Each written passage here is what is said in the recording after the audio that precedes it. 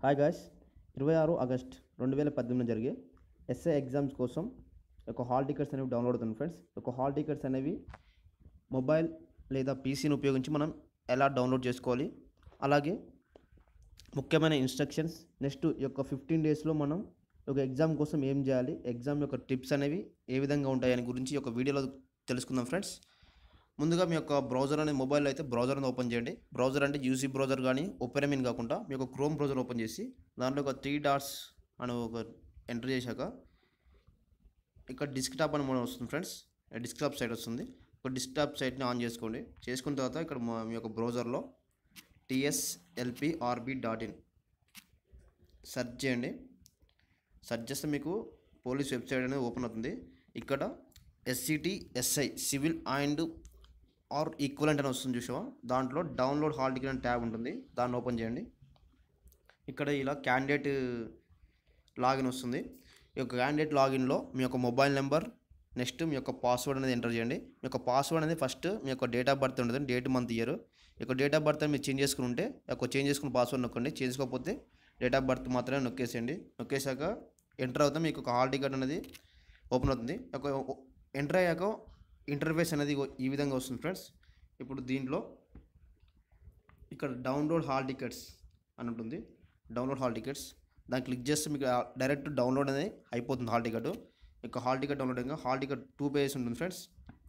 First page మీ యొక్క hall examination centre, మీ యొక్క date of birth, hall ticket number అలాంటివి ఉంటాయి. సెకండ్ పేజ్ ఇన్స్ట్రక్షన్స్ ఉంటాయి. ఈ యొక్క ఇన్స్ట్రక్షన్స్ని ఫస్ట్ చూస్తే మీకు హాల్ టికెట్ పైన ఇక ఈ పాస్పోర్ట్ ఫోటోగ్రాఫ్ అని చూసారా, అక్కడ మీ యొక్క ఫోటో అప్లై చేసేటప్పుడు ఏ ఫోటో అయితే పెట్టేశారో ఆ యొక్క ఫోటోని ఇక స్టిక్ చేయండి, అంటే అంటించండి, గమ్తో అంటించండి. పిన్ చేయడం కానీ ఇంకా వేరే విధంగా చేయొద్దు, అలా చేస్తే మళ్ళీ రిజెక్ట్ చేస్తారు, కాబట్టి గమ్తో అంటించండి. సెకండ్ వచ్చేసి ఎగ్జామినేషన్ అనేది మీరు సెంటర్ దగ్గర ఉంటే ముందే వెళ్ళి చూసుకోగలరు. ఒకవేళ మీకు ఎగ్జామినేషన్ తెలియకపోతే ఆ యొక్క సెంటర్ మార్చడం కానీ మీకు ట్రావెలింగ్ ఛార్జెస్ కానీ ఇవ్వడం జరగదు ఫ్రెండ్స్. కాబట్టి మీరు ముందే ఎగ్జామినేషన్ తెలియకపోతే వెళ్ళి చూసుకోండి. నెక్స్ట్ ఎగ్జామినేషన్ సెంటర్లోకి 1 అవర్ ముందే పంపిస్తారు, అంటే 9 AM నుంచే ఎగ్జామినేషన్ సెంటర్లోకి పంపిస్తారు ఫ్రెండ్స్. 10 AM దాటాక 1 మినిట్ లేట్ కూడా ఈ యొక్క ఎగ్జామినేషన్ సెంటర్లోకి అలౌ చేయరు, అందుకోసం ముందే వెళ్తే చాలా బెటర్. ఎగ్జామినేషన్ హాల్లోకి electronic gadgets and including mobiles, pen drives, Bluetooth device, rest watches, wallets, purses, jewellery లాంటివి తీసుకెళ్ళకూడదు. అయితే వీటి కోసం బోర్డు సపరేట్గా స్టోరేజ్ ఫెసిలిటీ అనేది ఏర్పాటు చేయదు. సెంటర్ వాళ్ళు చేస్తే చేయొచ్చు, దానికి బోర్డుకు సంబంధం లేదు. ఎలాంటి వస్తువులు పోయినా కూడా వీళ్ళకు రెస్పాన్సిబిలిటీ ఉండదు ఫ్రెండ్స్. నెక్స్ట్ ఎగ్జామ్ అనేది బ్లూ లేదా బ్లాక్ బాల్ పాయింట్ పెన్తో మాత్రమే రాయాలి, పెన్సిల్ లాంటివి యూజ్ చేయకూడదు. నెక్స్ట్ ఎగ్జామినేషన్ సెంటర్లో క్యాండిడేట్స్ యొక్క థంబ్ ఇంప్రెషన్, నెక్స్ట్ బయోమెట్రిక్ తీసుకోవడం జరుగుతుంది. అందువల్ల చేతులకు మెహందీ కానీ నెక్స్ట్లో టెంపరీ టాటూస్ కానీ వేసుకోకూడదు ఫ్రెండ్స్. చేతులు క్లీన్గా ఉంచుకోండి, తర్వాత మీకు ఇబ్బంది అయ్యే అవకాశం ఉంటుంది. సో ఫ్రెండ్స్, నెక్స్ట్ వచ్చేసి ప్రిలిమినరీ ఎగ్జామ్ అనేది 200 మార్క్స్ జరుగుతుంది ఫ్రెండ్స్. దీంట్లో 200 క్వశ్చన్స్ అనేవి ఉంటాయి. క్వశ్చన్ పేపర్లో కానీ నెక్స్ట్ OMR షీట్లో కానీ ఏమైనా మిస్టేక్స్ ఉంటే ముందే ఇన్విజిలేటర్ గారికి రిపోర్ట్ చేయండి.